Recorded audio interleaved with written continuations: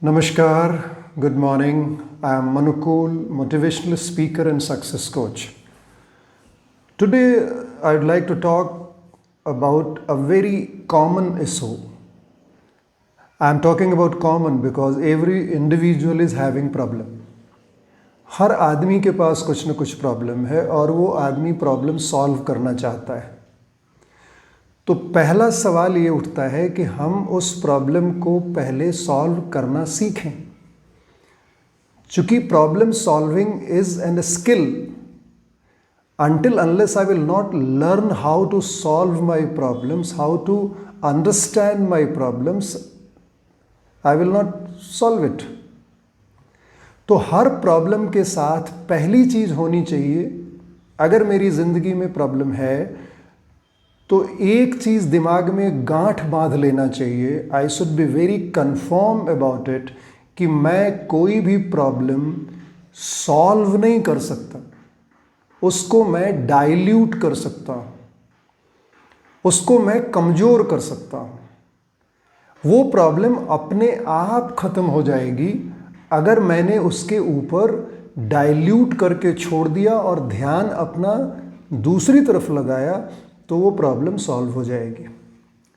लेकिन problem solve करने का स्किल होता है। There are some techniques to solve the problem. So what is the first thing that we have to do as an individual to solve the problem?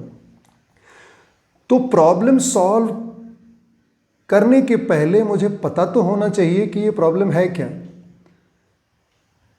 तो what is the problem, this question must be asked, और वो कलम और कागज लेके लिखना है।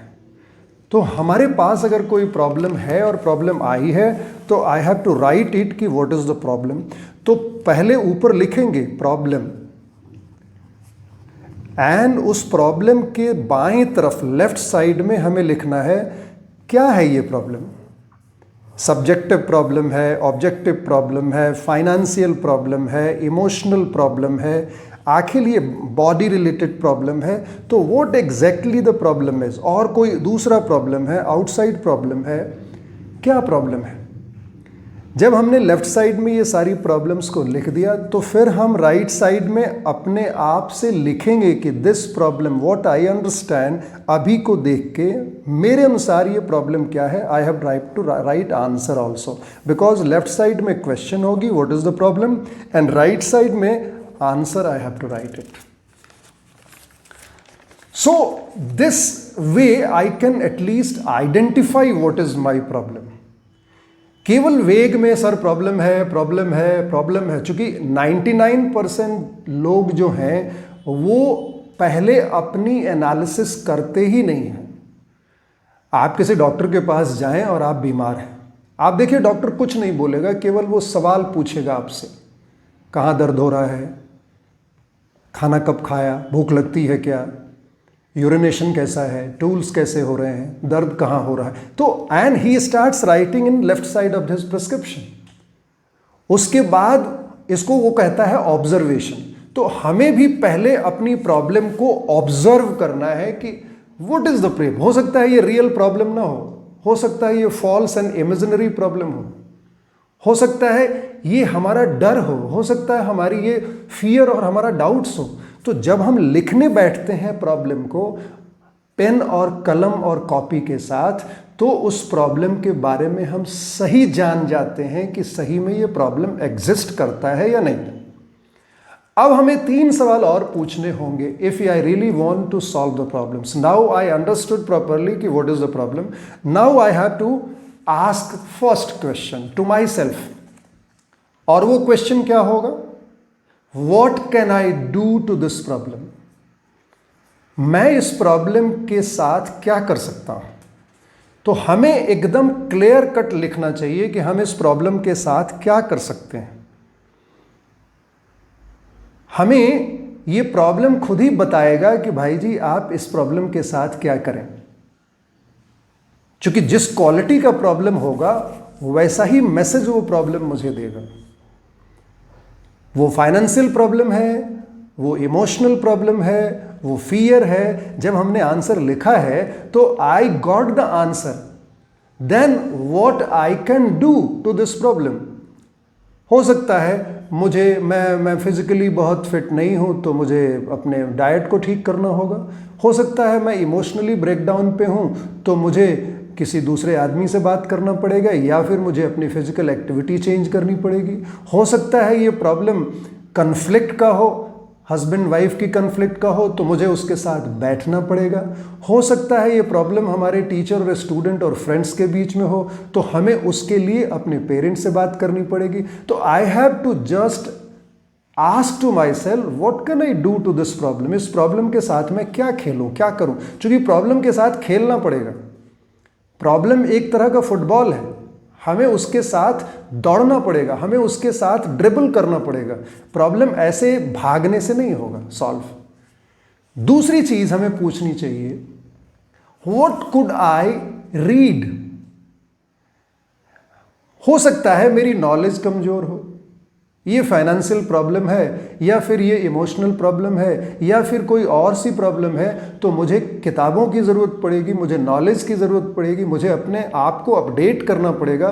तो मुझे लाइब्रेरी जानी पड़ेगी, मुझे किताबें खरीदनी पड़ेगी और मुझे उसको अंडरलाइन करके उससे बाहर। हो सकता है मेरी अपनी कोई पुरानी किताब हो जो पीछे मेरी लाइफ में प्रॉब्लम आया हो और उसके साथ मैंने खेला हो और मैंने कहीं लिखा हो अपनी नोट को में, तो I have to go through that.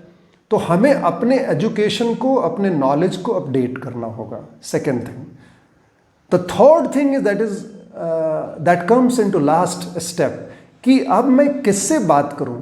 आपने अपने आप को जान लिया, प्रॉब्लम जान लिया, आपने किताबों को भी पढ़ लिया, फिर भी आप प्रॉब्लम को सॉल्व नहीं कर पा रहे हैं। Now you need consultation, now you need expert advice, now you need help from outside. तो अब हमें कौन से वे लोग हैं जिनसे बात करना चाहिए। आज ये इंटरनेट एज है, बात करना बड़ा आसान है, even experts are also available.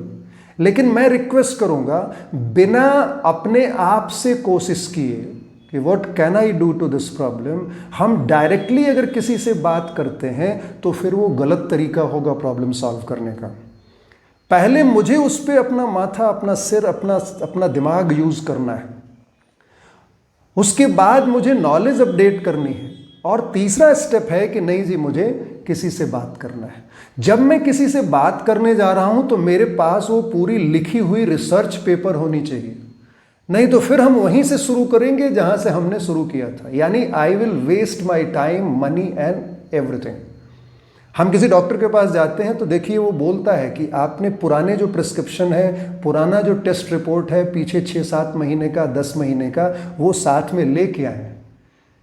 चूंकि वो डॉक्टर भी जानना चाहता है कि पीछे लोगों ने इसके साथ क्या किया है, पीछे इसने अपने साथ क्या किया है, वो आपकी भी हिस्ट्री जानना चाहता है। तो प्रॉब्लम सॉल्व करने के लिए ये 4 स्टेप है, और 5वां स्टेप एक बहुत बड़ा स्टेप है। अगर इन तीनों से ही प्रॉब्लम सॉल्व न हो रहा हो तो कुछ चीजें बंद करके डब्बे में डाल देनी चाहिए। I have given my 100%, I talked to the people and I could not solve it. So सबसे इम्पॉर्टेंट है उस प्रॉब्लम को ईश्वर के हवाले करना कि भगवान मैंने अपनी सारी ताकत लगा दी, I could not solve it, so now it depends upon you। अगर हम ये 4-5 स्टेप करना शुरू करें तो फिर दुनिया का कोई भी ऐसा प्रॉब्लम नहीं है जो सॉल्व नहीं हो सकता। Thank you for listening this video, watching this video, share this video। अगर आपको अच्छा लगता है तो इसको आगे बढ़ाएं, लेकिन मेरा चैनल सब्सक्राइब करना भूलें नहीं। Thank you।